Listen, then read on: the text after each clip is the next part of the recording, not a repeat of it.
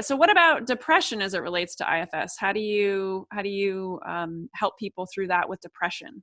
It's a very similar story. So uh, you get a very young part that gets very sad, maybe loses a brother or something, or a father, and or feels very neglected and sad by bad parenting, and so because often in a family that emotion isn't acceptable, and being needy in a lot of families, you get the message of no, you have to be strong all the time, or your needs are not welcome. So then you wind up exiling that sad part of you.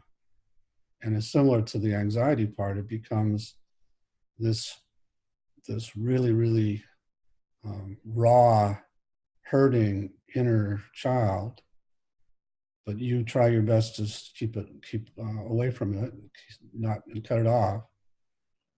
And to do that, then sometimes you'll have these protective parts that'll take on the energy of your parent who said you shouldn't have any needs, and becomes very, very critical of you when you start to feel that sad part.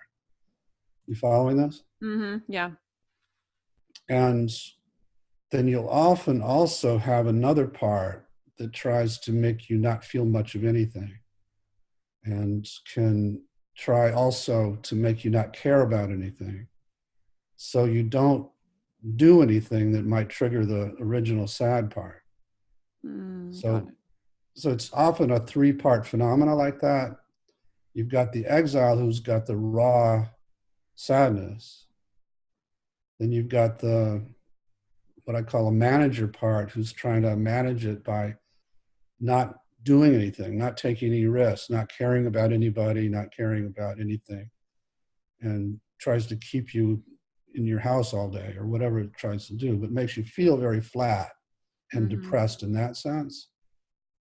And then you've got this critic who's on your back for not doing anything, but also for ever having needs, and is saying you shouldn't have needs and what's wrong with you that you do. And so most of the depressed people I've worked with have some combination of that going, and the nature of their depression depends on which of those parts is dominating. So if it's a very acute kind of depressed state of intense, raw pain, then that would be the exile popping out and taking over.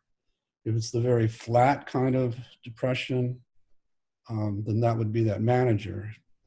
And if it's this sense of constant drumbeat that you're inadequate, that you're too needy, that you're bad that way, that would be that critic. Got it. Yeah, no, that's interesting. I particularly resonate, I would say, most with like that numbness, that manager. I totally get that. The manager who pops in there and is, nope, don't take any chances, right? Like play it safe. Don't make the mistake you did last time. Yeah, absolutely. That is don't feel too much. Don't get your hopes up. Don't, feel joy. Yeah. Right. So what does the unburdening process look like for someone who's depressed? Any different things you can describe in that from anxiety?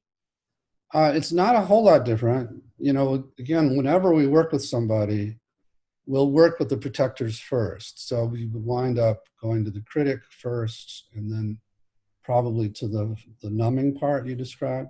And those conversations are in general around trying to honor them for protecting you, first of all, rather than, everybody wants you to fight with the critic, and it just makes it stronger. So we go to the critic and say, I get that here's another good question for these parts. Andy, if we were to go to your critic and I would say to you, I want you to ask that part how old it thinks you are, you'd probably get a single digit. I'd say about 70% of the time, the answer is 7, 6, 5, something like that. And we can then say, okay, when she was that age, you really did need to do this to keep her from having needs, because If she had needs, then she'd get clobbered. So Mm. we get that you saved her life, basically.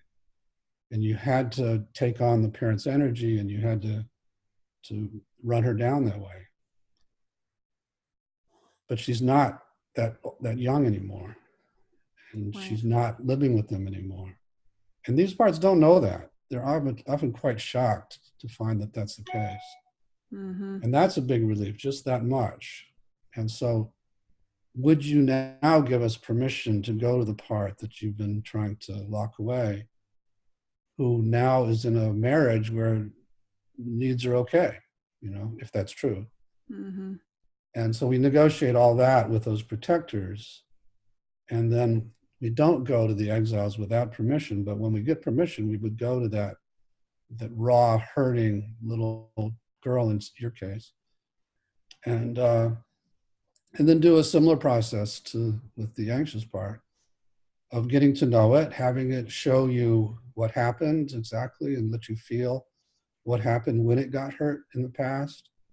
And then I'd have you go into that scene and be with that little girl and actually maybe do something that the girl needed back there, like talk to the parents or something, and then take her out to a safe place, at which point she's ready to unload the pain and the sadness. And then we bring in the flat part to see it doesn't have to protect like this anymore, and find a new role for it, as well as the critic, who now can be freed up to do something else too. Got it. So you're like reassigning roles, right? Like taking. Yeah, although it's not assigning in the sense that they sort of know what they want to do. If they had the chance, if they were liberated.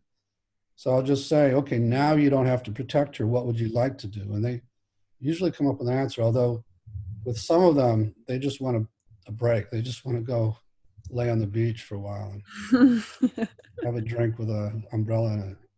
Right.